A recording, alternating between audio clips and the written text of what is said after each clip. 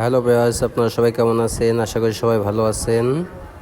আমরা এখন আমলাবাড়ি নতুন বাজারের উদ্দেশ্যে রওনা হয়েছি। দেখেন গ্রামের রাস্তাগুলো অনেক সুন্দর, সাইডে সবুজ, অনেক সুন্দর দৃশ্য, দেখতে অনেক ভালো লাগতেছে। আসলে শহর আর গ্রামের ভেতর পার্থক্য এটাই, শহরে ইট পাথরের বিল্ডিং আর গ্রামে আছে সবুজ সুন্দর বাতাস। এখন দুপুরবেলা আমরা রওনা হচ্ছি মাছ বাজারের উদ্দেশ্যে। ওই জায়গাতে পদ্মার অনেক সুন্দর সুন্দর মাছ পাওয়া যায়। আর আমাদের গাড়ি চালাচ্ছে বড় ভাই। তো আসলে পদ্মার মাছ, আসলে নদীর মাছটা আসলে একটা সৌন্দর্য একটা আলাদা। হ্যালো গাইস, আপনারা দেখতেছেন আমরা বর্তমানে আমবাড়িয়া মাছ বাজার, নতুন যে মাছ বাজার, এখানে আসলে পদ্মার টাটকা টাটকা মাছ ওঠে। আসলে আমরা লেট করাতে মাছগুলো দেখতে পাচ্ছি না। এই যে আমাদের ভাই আসলে অনেক দুঃখ প্রকাশ করতেছে, আর ওই ভাইয়ের দুঃখের কথা তো না বললেই নয়। আর আমাদের ভাই আসছিল বড় ভাই খুব দুঃখ প্রকাশ করছে। কিন্তু বাজারের ভেতরে সবচেয়ে বড় সৌন্দর্য আছে এটা, যে বাজারে সুন্দর একটা তাল গাছ রয়েছে। যে তাল গাছটার কথা না বললেই নয়। তাল গাছে তাল আছে কয়েকটা, পেকে গেছে, অনেক সুন্দর।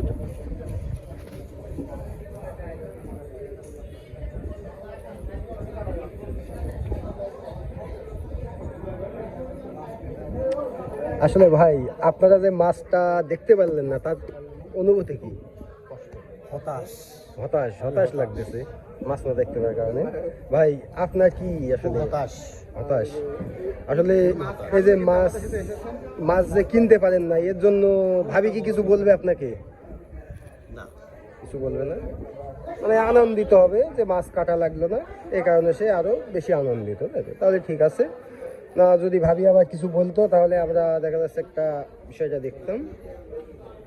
এই যে আমাদের দুই বড় ভাই, এটা হচ্ছে রাশিদুজ্জামান বাটু ভাই, আর এটা আমাদের শিকলি ভাই, অতি পরিচিত।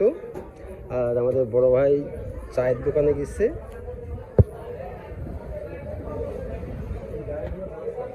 সবাই ভালো থাকবেন, সুস্থ থাকবেন। আশা করি সামনের দিন আমরা ঠিক সময়ে চলে আসবো বাজারে মাছ কিনতে এবং দেখতে, এবং আপনাদেরকে সবাইকে দেখাবো মাছ। তো দুঃখ প্রকাশ করছে বড় ভাইরা। ঠিক আছে ভাইয়ারা, দুঃখ প্রকাশ করার কিছুই নাই, সামনের দিনে সব কিছুই হবে। রওনা হচ্ছি নদীর দিকে। এই যে আখ ক্ষেতের পরে আসছে পদ্মা নদী। আসলে আখ ক্ষেতগুলো অনেক সুন্দর, সবুজ, সাইডে সবুজ আর সবুজ, দেখতে অনেক সুন্দর লাগতেছে। আসলে সবুজ জিনিসটা একটা আলাদা একটা ব্যাপার, সবুজ দেখতে সবারই ভালো লাগে। আসলে গ্রামের দৃশ্যগুলো আসলে সাইডে সবুজ আর সবুজ, একদম মনোমুগ্ধকর জায়গা। এই যে আমরা চলে আসছি এখন নদীর কূলে। এই যে সাইডে নৌকা বাঁধা রয়েছে, এই নৌকাগুলোতে করে মাছ মারতে যাই গভীর নদীতে। আমরা এখন নদীর কিনারে রয়েছি। এটা হচ্ছে খোকসা থানা, কুষ্টিয়া জেলা, ভিতরে আমলাবাড়ি কোল বলে এটা পরিচিত। কোলে দেখেন অনেক পানি বাড়ছে, যে মানুষ ছোট ছোট বাচ্চারা পার্টি করছে। আর এই যে ইয়েটা দেখা যাচ্ছে কলাবাগানের ওই পারে হচ্ছে মেন পদ্মা।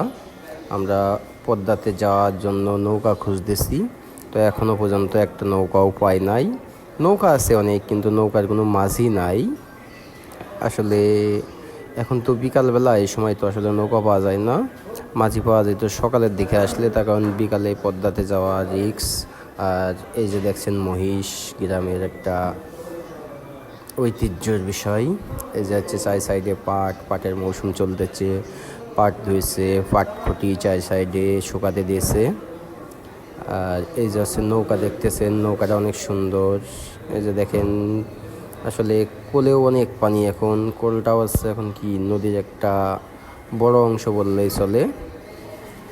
এগুলো যেগুলো বর্ষার মৌসুম চলে গেলে এগুলো একদম শুকায় যায়, ওই সময় আরও সুন্দর লাগে। এই যে বড় ভাইয়া আছে, নৌকার দিকে যাচ্ছে, নৌকার মাঝির সাথে কথা বলতেছে, কিন্তু মাঝি যেতে রাজি হচ্ছে না। আসলে এখন বিকাল তো, আরও মেঘ লাগছে, যদি ঝড়টা ওঠে এই কারণে মাঝি যেতে রাজি হচ্ছে না।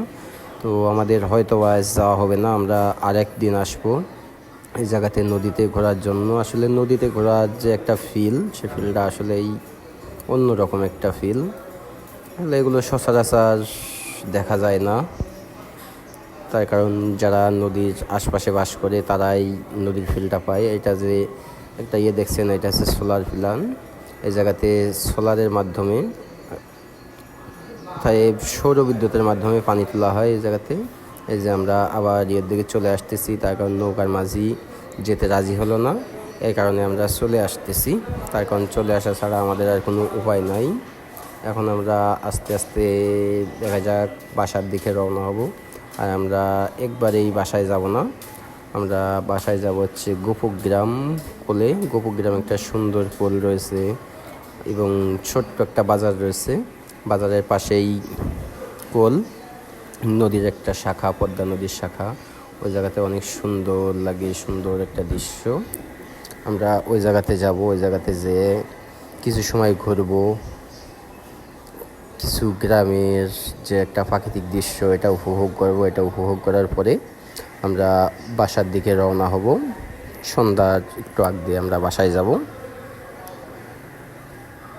দেখছেন অনেক নৌকা, আর এই যে ছোট ছোট বাচ্চারা দেখছেন পাট ধরছে ওরা। আসলে গ্রামের বড় মানুষ এবং ছোট মানুষ সবাই যখন যেই মৌসুম আসে সবাই কাজ করে।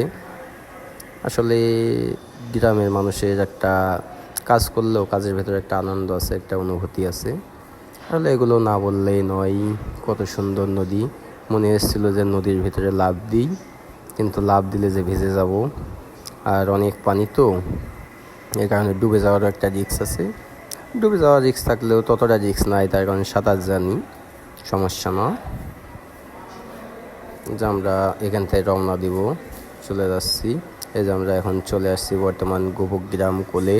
এই যে একটা প্রাচীনতম একটা বট গাছ, দেখেন বট গাছটা দেখতে অনেক সুন্দর।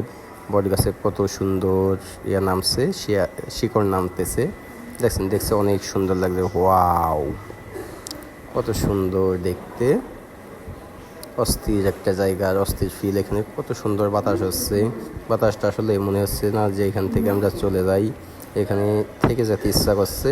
অনেক সুন্দর দৃশ্য। বড় ভাই সিঙ্গারা খাওয়ার জন্য চলে আসছে। এই জায়গায় বাজারে ছোট ছোট সিঙ্গারা পাওয়া যায়, অনেক সুন্দর খেতে, অনেক স্বাদ। এই জন্য বড় ভাই চলে আসছে। বড় ভাই এর আগে এখানে আসছিল বেড়াতে, অনেক সুন্দর। বড় ভাই আমাদের লোকেশনটা দিয়েছিল, আর তার জন্য আমরা আসছি। তো সবাই ভালো থাকবেন, সুস্থ থাকবেন। আমরা ভিডিওটা শেষ করতেছি।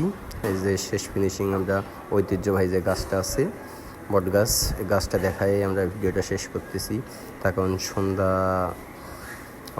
ভাব, এই কারণে আমরা চলে যাব। সবাই ভালো থাকবেন, সুস্থ থাকবেন। Good bye.